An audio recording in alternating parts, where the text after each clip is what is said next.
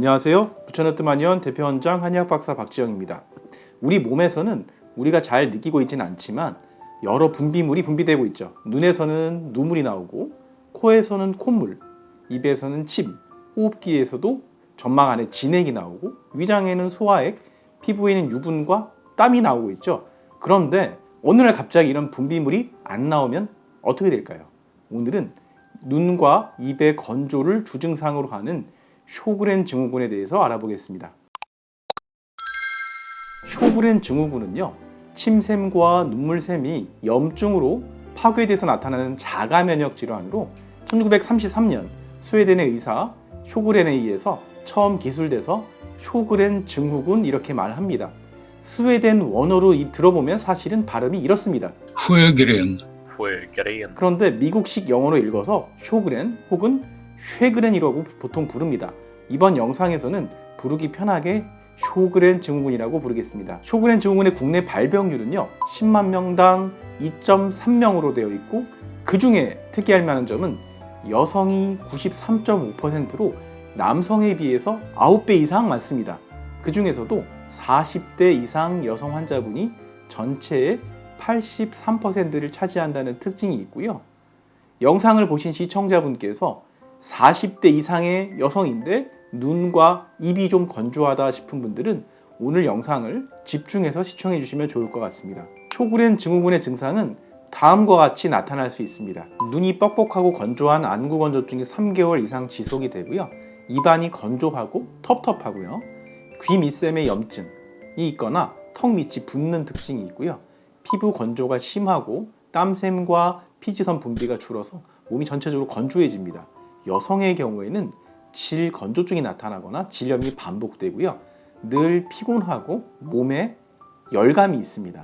관절통, 두통이 나타날 수 있고, 머리가 어지럽고 기억력이나 집중력이 떨어지는 브레인 포그 현상이 나타날 수도 있고요.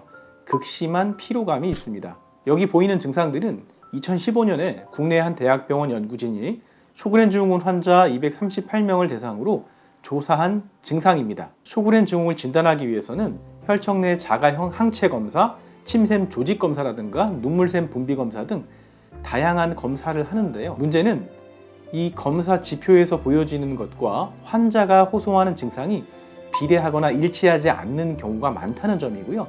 이런 점이 대부분의 증후군이라는 이름을 가진 질환의 특징과 공통된 점입니다. 쇼그렌 증후군은 자가면역 질환으로 현재까지는 각 증상을 완화시켜주는 대증 치료에 관한 약을 처방할 뿐 뾰족한 치료 방법이 없고 치료약이 없다는 문제점이 있습니다. 하지만 극히 드문 경우를 제외하고는요, 쇼그렌 증후군이 만성으로 서서히 진행하는 데다가 생명에 위협이 되는 정도로 진행하는 경우는 극히 드물다는 특징이 있습니다. 다만 건조 증상과 피로감, 통증으로 인해서 삶의 질을 많이 떨어뜨린다는 특징이 있습니다. 쇼그렌 증후군을 한의학적으로 어떻게 바라볼까요? 한의학적인 원인은요, 제가 구강 자결감 증후군 편에서 한번 설명이 드린 적이 있는데요, 진액 부족을 가장 큰 원인으로 봅니다. 진액에 대해서 다시 한번 설명드리자면요, 우리 몸에 침, 눈물, 콧물, 땀, 림프액, 소화액, 소변, 혈액, 그리고 남성의 정액, 여성의 애액까지도 포함하는 체내의 정상적인 수액의 총칭을 말합니다.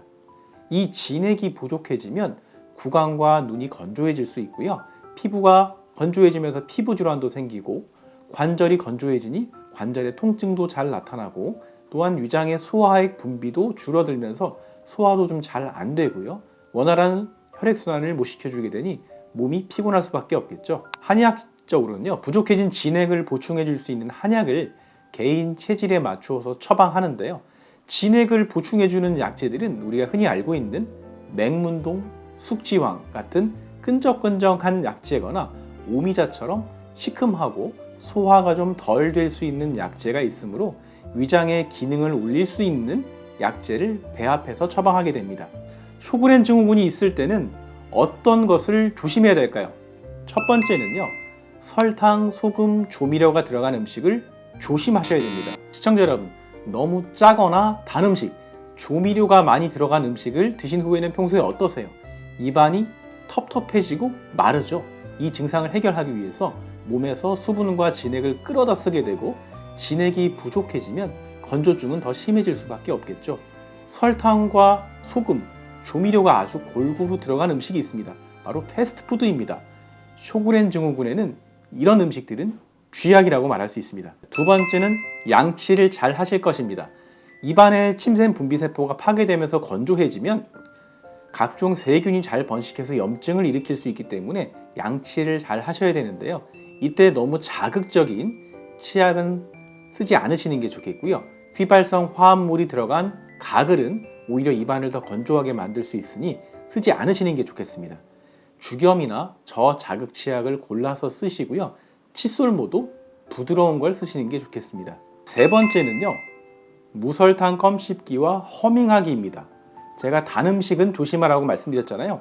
이 껌도 무설탕 껌을 씹으면 입안을 자극해 줄 수 있고요. 제가 뭐 하는 거냐고요? 네, 허밍하는 겁니다. 이 허밍이 별거 아닌 것 같아도요. 허밍의 저주파음으로 인해서 침샘을 자극할 수 있기 때문에 매우 도움이 될 수 있습니다. 네 번째는요, 충분한 수분 섭취입니다. 건조증이 주증인 쇼그렌 증상에서 수분 섭취는 당연하겠죠. 단 찬물은 염증으로 위축된 침샘을 자극할 수 있기 때문에 미지근한 물을 드시는 게 더 좋겠고요. 커피나 콜라, 녹차 등의 카페인이 들어간 음료는 오히려 탈수를 유발할 수 있기 때문에 좋지 않습니다. 대신에 진액을 보충해 줄 수 있는 둥글레차나 침 분비를 도와주는 오미자차가 더 좋습니다. 다섯 번째는 몸을 따뜻하게 하실 것입니다. 쇼그렌 증후군 환자분들을 보면요, 눈이나 입안이 건조하고 답답하기 때문에 이를 몸에 열이 있다고 착각하시는 경우가 많아요. 그래서 찬물을 드신다든지 몸을 차갑게 하는 분들을 많이 보는데요. 진액이 부족한 경우에는 소화기관을 비롯해서 몸의 기능이 다 떨어지면서 오히려 몸이 차가워지는 경우가 더 많습니다. 따라서 쇼그렌 증후군이 있는 환자분들이시라면 배와 손발을 따뜻하게 해주시고 찬물 대신 미지근한 물을 드시는 게 더 좋겠습니다. 여섯 번째는 약물 조절입니다. 고혈압약, 우울증약, 다이어트약, 멀미약, 파킨슨병 치료제, 항히스타민제 등의 복용도요, 타액의 분비량을 줄여서 건조증을 유발할 수 있습니다. 따라서 해당 약물을 장기간 복용하고 계신 분이라면 주치의 선생님께 한번 상의해 보세요. 혹시 제가 약을 먹으면서 입안이랑 눈이 건조해지는 것 같은데 약 때문일 수 있나요? 라고 물어보시고요. 약물이 원인인 경우에는 약물을 끊거나 복용량을 조절하거나 다른 약으로 대체하는 것만으로도 다양한 건조 증상을 완화시킬 수도 있으세요. 일곱 번째는 충분한 수면과 취미 생활입니다. 이 면역 질환은요, 면역력의 회복이 치료의 핵심이 되는데요. 그 중에서도 충분한 수면과 스트레스 관리가 매우 중요합니다. 잠을 잘 수 있는 환경을 잘 조성해 주시고요. 잘 때 암막 커튼을 치는 것도 좋고 또 수면 안대를 착용하시는 것도 좋고요. 본인에게 잘 맞는 취미 생활로 스트레스는 그때그때 풀어서 자율신경의 균형을 유지해 주시는 것이 좋습니다. 이때 취미 생활은요, 본인의 성격과 반대되는 걸 하시는 게 좋은데요. 성격이 외향적인 분이시라면 요가나 바둑, 명상과 같은 정적인 취미 생활이 좋으시고요. 성격이 꼼꼼하고 조용한 분이시라면 에어로빅이나 등산과 같은 활동적인 취미 생활을 하시는 것이 도움이 됩니다. 그렇다면 쇼그렌 증후군에 도움이 되는 혈제례가 있을까요? 네, 제가 7개 알려드릴 텐데요. 첫 번째는 승장혈입니다. 아랫 입술과 턱 사이로 쑥 파인 곳이 있는데요. 여기를 손톱으로 꾹꾹 눌러주세요. 두 번째는 염천혈입니다. 고개를 살짝 뒤로 젖혔을 때 턱 밑으로 따라가다 보면 쑥 파인 곳이 염천혈입니다. 생각하는 사람의 로댕처럼 검지손가락은 승장혈을, 엄지손가락은 염천혈을 동시에 누르면 같이 자극을 할 수 있어요. 세 번째는 예풍혈인데요. 귀 밑으로 입을 벌렸을 때 쏙 파이는 곳입니다. 여기를 아 소리를 내면서 눌러주세요. 네 번째는 정명혈입니다. 눈가 안쪽에 뾰족한 눈꼬리를 누르면 콩알처럼 뭐가 만져지는데요. 여기가 정명혈이고요. 다섯 번째는 태양혈입니다. 우리가 흔히 말하는 관자놀이인데요. 눈썹 밑에서 귀 대각선으로 내려오다 보면 쏙 들어간 곳입니다. 여섯 번째는 사죽공혈인데요. 눈썹 바깥쪽 하단으로 쏙 패인 곳입니다. 7번째는 승흡혈인데요. 눈동자 정 가운데서 밑으로 내려오다 보면 눈두덩이 뼈 쏙 파인 곳 정 가운데입니다.